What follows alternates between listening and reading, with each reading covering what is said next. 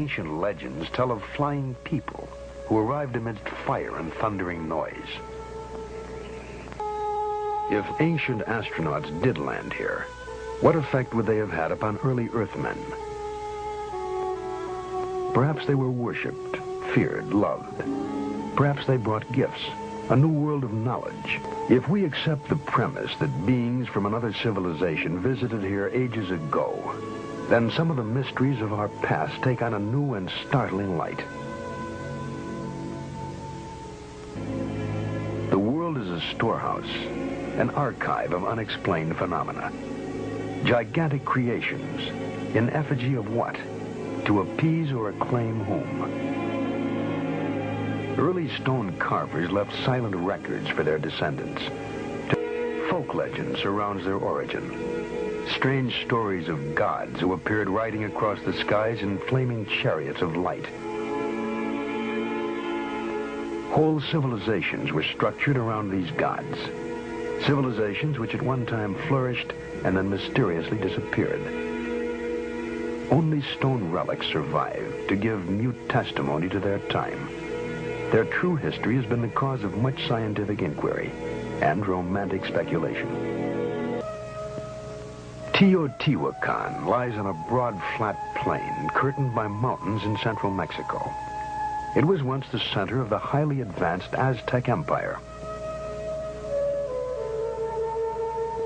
When the Spaniards arrived in the early 16th century, they found an established society of artisans and intellectuals.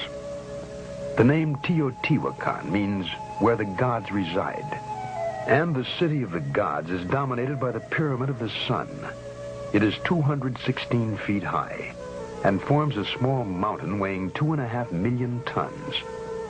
Archaeology seeks answers to questions about man's past by digging through what he has left behind. Here they uncovered a chain of riddles which stretches across the expanse of modern Mexico.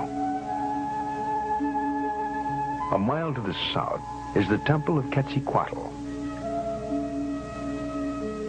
Legend tells us that he was a light-skinned, bearded man who came from the stars.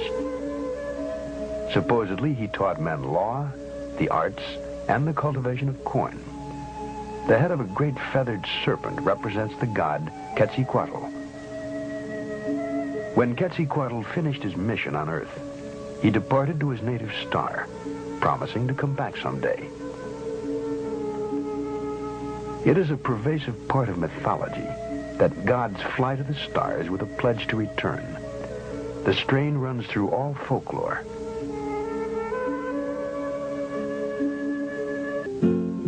Outstanding astronomers, Mayans calendared the year by constructing a central pyramid with 365 steps. They also developed a formula to predict eclipses without ever knowing about the revolution of the Earth, Moon, and Sun. There is no way of telling how they discovered these secrets. Some ancient astronaut may have told them of the solar system in which they lived. A stone relief portrays a god in a helmet with projections resembling antennae. The Mayans named their patron Kukulkan. In every 6,000 years, the Mayan calendar is off by only one day. Such was the gift of Kukulkan.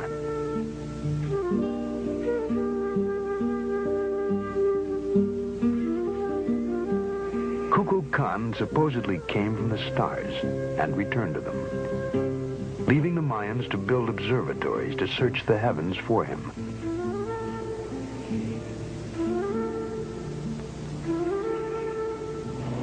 Perhaps with our modern observatories and telescopes, we are still searching for Kukulkan and Quetzalcoatl, who deserted to ancient skies. Guarding the headwaters of the Amazon River are the ruins of Machu Picchu, an outpost of Peruvian Inca society. There is a curious folk legend surrounding the origin of this fortress. It is said to have been built by a divine race of light-skinned, auburn-haired descendants of the god Viracochas, who arrived in a flaming chariot. Nothing remains of these supposed people, But the legend goes on to say that they abandoned their citadel and returned to the skies. They left only the ruins of their mountaintop city for us to wonder at. As long as 6,000 years ago, another remarkable civilization evolved. Its people were the Sumerians, who had an extraordinarily advanced culture.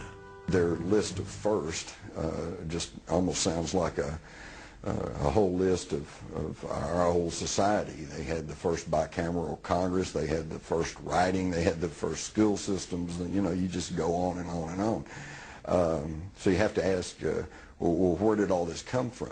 And I think that you need to turn to the ancient Sumerians themselves and listen very carefully to what they have to say, because what they have to say, not just in one place, but over and over and over again, is that they were taught civilization by these beings that came from the heavens to the earth. The Sumerians wrote down their history on clay tablets like these, which lay ignored in a Berlin museum for half a century. This Sumerian cylinder seal from a Berlin museum is astonishing for several reasons. First, it depicts our solar system with the sun at the center and the planets arrayed around it, a fact not known to European science till around 300 years ago.